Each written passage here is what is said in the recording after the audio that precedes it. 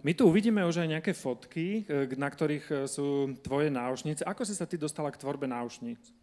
Tak ja nemám ani školu vyštudovanú na to, aby som robila náušnice ani nič také, ale keď teraz človek sebe má takú tendenciu robiť niečo pekné a má chuť zo seba dostať niečo pekné, tak si ho to proste nájde a tak to nejak z neho vypláva von. Takže ja som sa normálne, slušne zamestnala a normálne som zarábala, aj zarábam na tie rožky a mlieko v tom obchode, ale zároveň som mala tak pocit, že musím niečo pekné robiť, aj najprv pre seba iba, pre kamarátky, pre známych a potom neskôr sa z toho vlastne stala značka. A koľko, vieš aj povedať, že koľko si ich treba už vyrobila, tých párov náušníc? Nie je to presne zrátané, ale za tie 2-3 roky už možno aj 300 párov, čo sa týka mojej značky. A kde čerpáš nápady na to? Moje náušky sú také šialené, Andy určite vie, to sú proste také šialené koláže, čo ma okolo stretne, čo sa mi páči, čo ma inšpiruje. Je to taký môj svet, také alter ego v mojej hlave. Čo vidím, čo sa mi páči, tak to dám na náušky. A ty si mala predčasom ešte jeden taký výborný nápad, ktorý mne sa zdá úplne úžasný. Neviem, jak to vzniklo, ale zrejme bolo viacero takých ľudí, ktorí sa venovali handmade designu a ty si vytvorila portál sashi.sk. Čo tam všetko na tom portáli je, na tej stránke? Tak ja trochu asi poviem, ako to vlastne vzniklo. Ja som začínala s mojimi náuškami, asi ako každý človek, ktorý niečo vyrába. Obehávala som s nimi obchodíky a snažila som sa ich nejakým spôsobom odprezentovať. Ani nie, že predať, len aby ich ľudia videli, aby ich baby nosili. A bolo to veľmi ťažké. A ja už dlhšie mapujem tú scénu na Slovensku a viem, že odprezentovať nejakú vlastnú tvorbu na toho priestoru je naozaj pramálo.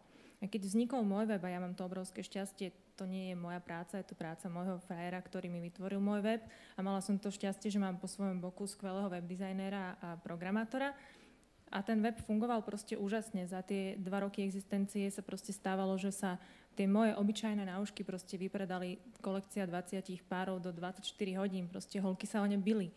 A ja som si povedala, že to je také šťastie, taká náhoda, že keď to dokážem ja, tak to musí dokázať aj niekto iný. A viem, že tých ľudí na Slovensku, čo vyrábajú, bolo veľa. A chcela som im pomôcť a ten môj priestor dať aj im. A tak vznikol nápad dať sa šieska aj iným ľuďom.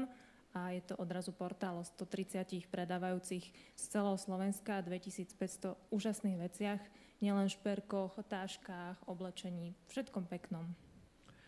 Myslím, že aj diváci majú možnosť vidieť niektoré z tých ukážok práve na plátne, takže ďakujeme ti veľmi pekne aj za tie fotky. Ako tí ľudia si vlastne nájdu, alebo tí dizajneri, ako sa oni k tebe dostanú? Oni sami nejak sa vyzvú, alebo priamo sa zaregistrujú na tom portáli, na tej stránke? Teraz to už v podstate funguje nejakým samospádom. Zo začiatku to boli vlastne ľudia, ktorých som postretala po tej svojej ceste zo Saši, s tým mojím alter egom, s tou značkou, ktorá už teraz nie je moja, Saši už je teraz všetkých. A prví ľudia boli vlastne známi, ktorých som stretla a teraz to už ide tým, že sa postupne o stránke dozvedajú, že sa registrujú, že proste prídu, vytvoria si svoj vlastný svet na Saši. My im dávame len priestor, každý tam vystupuje ako svoja vlastná značka a môže svoje veci ukazovať celému Slovensku. My sme ešte neprezradili, že my máme také prekvapenie aj pre vás všetkých. My sme dnes sem trojicu, alebo neviem, 3 páry, ty to objasníš presne, autorov pozvali a potom v dnešnom našom podujatí budú mať diváci možnosť si zakúpiť alebo pozrieť minimálne tvorbu aj takto naživo. Koho si sem teda zavolala a čo uvidíme tam? Ja musím povedať, že teda boli to námatkou vybraní ľudia. Ja by som chcela v podstate odprezentovať všetkých ľudí, ktorí sú na Saši, lebo za mesiac a pol je tam vyše 130 ľudí, čo je proste pre nás absolútny šok. Je to neuveriteľné. My sme vedeli, že tí ľudia tu sú, len sme nevedeli, že prídu tak rýchlo a že konečne majú teda priestor. A teraz sme pre vás námatkou vybrali 3 úžasné holky, ktoré sú proste takým prototypom Saši.sk. Bo Saši je pre každého a pre všetky typy výroby a pre všetky možné spôsoby, od umeleckých šperkov až po štrikované čiapky, proste všetko pekné. A teraz sme vybrali 3 holky. Jedna sa volá Helmona a robí neuveriteľné veci. Proste robí šialené šperky, motivované komiksami a nosí v hlave taký ujetý svet. Jedna holka sa volá Meli a robí nádherné veci, také jemnučké ženské šperky, ktoré sa budú určite páčiť všetkým babám. A posledná značka, ktorá prišla, sú veselé šperky a veselé šperky sú proste veselé šperky. Tak ja sa už na to teším. Je tam aj niečo pre chalanov, alebo je to všetko dievčenský šperk? No, pred chvíľou tam bolo tričko Furt Off, ktorá je určite pre chalanov.